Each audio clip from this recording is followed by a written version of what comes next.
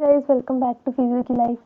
आज की जो वीडियो है ना उसमें मैं आपको बताऊंगी बायोमैकेनिक्स ऑफ शोल्डर के बारे में। ठीक है, प्लान तो मेरा ये था कि कल ये वाली वीडियो अपलोड करूं, बट मैंने कल ऐसे आपको नेचर का ग्लिम्स दिया, तो आज मैं आपको शोल्डर की बायोमैकेनिक्स बताती हूँ। एंड वो मैं आपको नोटबुक के ऊपर अपने हिसाब से समझाऊंगी, जैसे मैंने अपने टाइम पे समझा था उसी हिसाब से मैं आपको बताऊंगी। देखो, आज हम पढ़ेंगे बायोमैकेनिक्स ऑफ शोल्डर। ओके, तो बायोमैकेनिक्स जो है वो एक ऐसा सब्जेक्ट है जो सिर्फ फिजियोथेरेपिस्ट ही पढ़ता है, और फिजियोथेरेपिस्ट के अलावा ये सब्जेक्ट और कोई नहीं पढ़ता। तो ये सब्जेक्ट सिर्फ फिजियोथेरेपिस्ट का सब्जेक्ट है। Okay, so biomechanics is basically कि क्या मैकेनिक्स इन्वॉल्व होती हैं जिस टाइम पे शोल्डर जॉइंट के ऊपर कोई मूवमेंट होती है, कौन कौन से मसल्स यूज होते हैं इस किसी भी मूवमेंट में, एंड वो मूवमेंट्स कौन कौन सी होती हैं। तो सबसे पहले आपको समझना है कि जो शोल्डर जॉइंट है या फिर जो शोल्डर कॉम्प्लेक्स है, बेसिकली जो शोल्डर कॉम्प्लेक्स है उसमें कितने जॉइंट्स आते हैं। तो जो शोल्डर कॉम्प्लेक्स है उसमें 3 तरह के जॉइंट्स आते हैं। एक जॉइंट है वो है ग्लिनोह्यूमरल जॉइंट। ठीक है, ग्लिनो ह्यूमोरल, फॉरगिव मी मेरी राइटिंग थोड़ी गंदी है, ग्लिनोह्यूमरल जॉइंट। ठीक है, एंड दूसरा होता है एक्रोमियोक्लेविकुलर जॉइंट।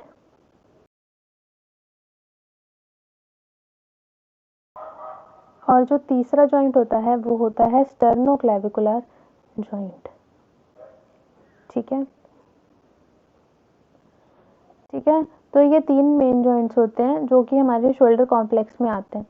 तो अगर आपको कभी भी क्वेश्चन आता है ना biomechanics off shoulder complex, biomechanics off shoulder complex एक ऐसा क्वेश्चन है जो या तो 10 मार्क्स में आ सकता है या 15 या 20, ऐसे बड़े मार्क्स के अंदर ये क्वेश्चन पक्का आता है। तो जब अगर आपको कभी इस चीज़ के ऊपर क्वेश्चन आए तो आपको सबसे पहली चीज़ जो भी लिखनी है, कभी भी अटेम्प्ट करने से स्टार्ट कैसे करोगे, सबसे पहले आपको उस जॉइंट की एनाटमी बतानी है कि क्या एनाटमी है। एनाटमी से पहले इंट्रोडक्शन देंगे। तो इंट्रोडक्शन के अंदर हमने बताया कि जो शोल्डर कॉम्प्लेक्स है उसके अंदर ये 3 जॉइंट्स आते हैं। अब इन तीनों जॉइंट्स की एनाटमी आप बताओगे। फर्स्ट है ग्लिनोह्यूमरल जॉइंट, कि ये किन दो बोन्स के बीच में बनता है। तो ये head of the humerus and glenoid cavity के बीच बनता है, तो आपने वो बता दिया। फिर एक्रोमियोक्लेविकुलर जॉइंट एक्रोमियन प्रोसेस के बीच में बनता है। ठीक है, एंड क्लेविकल के बीच में बनता है, तो वो आपने बताया। And the third one is your sternoclavicular joint. तो जो स्टर्नोक्लेविकुलर जॉइंट होता है वो बनता है स्टर्नम के बीच में एंड क्लेविकल के बीच में, तो वो बताया। इसके बाद आपने इसके मसल्स बताने हैं कि इस पूरे कॉम्प्लेक्स के अंदर कौन कौन से मसल्स हैं शोल्डर को जो कवर करके रखते हैं। तो मसल्स जो हैं वो सारे मसल्स आपने लिख देने हैं। इसको और इजी करने के लिए ऐसे लिख सकते हो आप कि आप इसकी कैटेगरी डिवाइड कर सकते हो कि फ्लेक्सर्स बता दिए कौन कौन से फ्लेक्सर्स हैं, आपने एक्सटेंसर्स बता दिए। इससे क्या होगा, आपने मसल्स भी बता दी और इनडायरेक्टली उनकी मूवमेंट्स भी बता दी।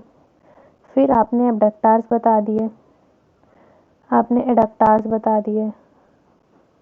ठीक है, एंड ज़रूरी नहीं कि सारे ही बताओ, जो आपको उस टाइम पे याद होते हैं आपने वो सब बता दिए। इंटरनल रोटेटर और एक्सटर्नल रोटेटर हमने लिख दिए। तो बायोमैकेनिक्स के अंदर हमने क्या पढ़ा, सबसे पहले हमने पढ़ा कि जो शोल्डर कॉम्प्लेक्स है उसमें 3 तरह के जॉइंट्स आते हैं।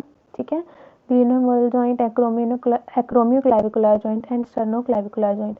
फिर उनकी एनाटमी एक्सप्लेन कर दी एंड एनाटमी के अंदर मसल्स बता दिए एंड उनकी मूवमेंट्स बता दी। या तो ऐसे इस वाले फॉर्म में आप लिख सकते हो, या फिर सारे मसल्स का एक जगह पे नाम लिख सकते हो और दूसरी जगह पे आप फंक्शंस लिख सकते हो, या फिर मूवमेंट्स एट दिस जॉइंट करके एक हेडिंग दे सकते हो।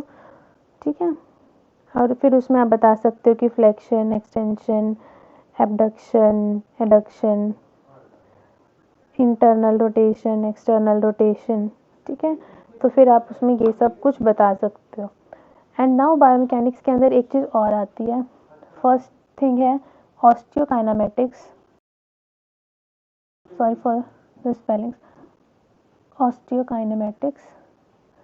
और जो दूसरी चीज़ आती है वो होती है आर्थ्रोकाइनेमेटिक्स। ये वाली जो चीज़ है, this they can ask in 2 marks also.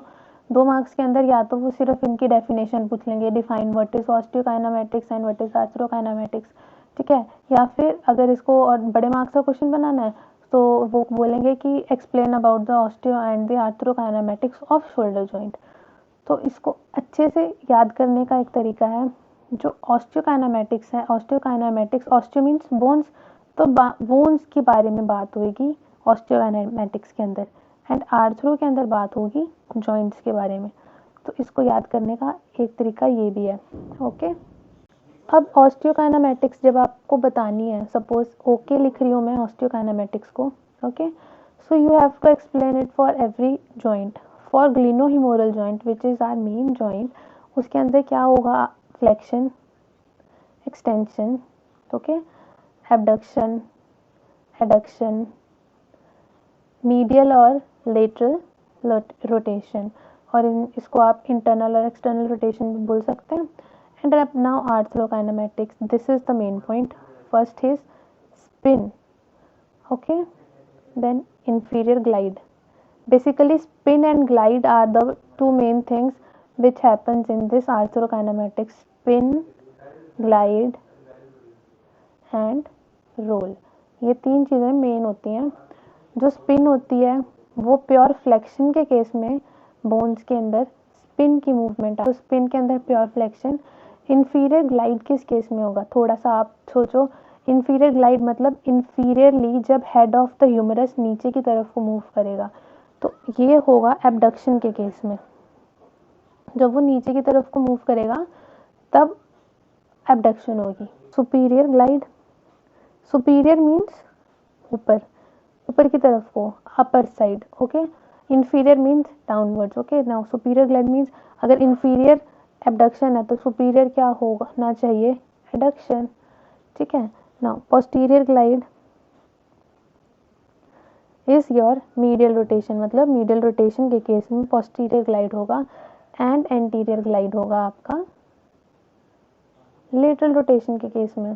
सो ये है जीएच की ग्लिनोहिमोरल जॉइंट के सारी की सारी मूवमेंट्स जो जो उनके केसेस में होंगे, ओके। मैं आपको एक चीज़ और बताना भूल गई, इसके अंदर जो ये 3 जॉइंट्स तो होते हैं, इन 3 जॉइंट्स के अलावा एक जॉइंट और होता है, उसको हम बोलते हैं स्कैपुलोथोरैसिक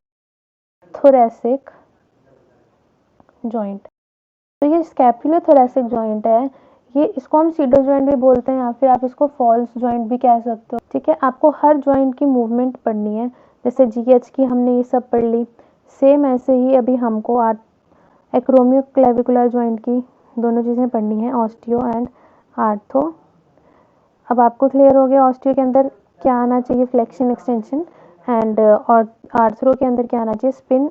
basically you have to be basic, अगर मैं बेसिक समझाऊँ तो ग्लाइड, स्पिन और रोल, अगर आप इतना भी बता दोगे तब भी सफिशेंट है, और किस केस में क्या मूवमेंट होती है अगर आपने वो भी बता दिया तो भी सफिशेंट है, ठीक है। एंड फिर उसके बाद जो हमारा थर्ड जॉइंट था वो था स्टर्नोक्लेविकुलर जॉइंट। तो आपने इसके सारे मस्कुलेचर्स बता देने हैं कि कैसे सारे मसल्स ने क्लेविकल और स्टर्नम को आपस में जोड़ के साथ में रखा हुआ है, ओके। आप इसके अंदर ये चीज़ पढ़ सकते हो, बेसिक चीज़ मैंने आपको बताई, एंड ज़रूरी नहीं है कि आप सिर्फ इतना ही लिख के आओगे, इसके अलावा और कुछ नहीं लिखोगे। तो आप बुक से पढ़ना, एक बारी इस वे में पढ़ोगे तो आपको अब इजीली थोड़ा समझ में आ जाएगा।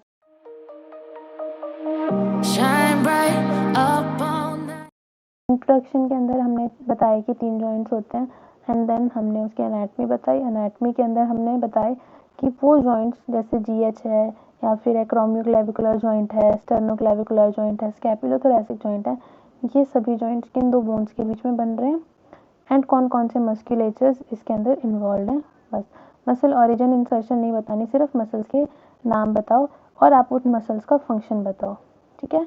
मसल्स का फंक्शन या तो आप ऐसे अलग अलग करके बता सकते हो कि या तो इस तरीके से लिख दिए, ठीक है। मूवमेंट्स पे डिपेंड करता है, शोल्डर के अंदर ये सारी मूवमेंट्स होती हैं तो ये सारी लिख दी। अगर एल्बो होती या फोर आर्म होता, ठीक है, तो आप फ्लेक्शन एक्सटेंशन बताते और सुपिनेशन प्रोनेशन बता सकते थे, ठीक है, क्योंकि एल्बो के अंदर तो abduction adduction internal rotation external rotation नहीं होती ना, तो जो मूवमेंट्स उस जॉइंट पे होती हैं आप उन मसल्स के हिसाब से उसे कैटेगरी उसकी मूवमेंट्स के हिसाब से उन मसल्स को कैटेगरी कर सकते हो, या फिर मसल्स अलग लिख के मसल्स को अलग लिखा, मूवमेंट्स को अलग लिखा, आप वो बता सकते हो, ठीक है।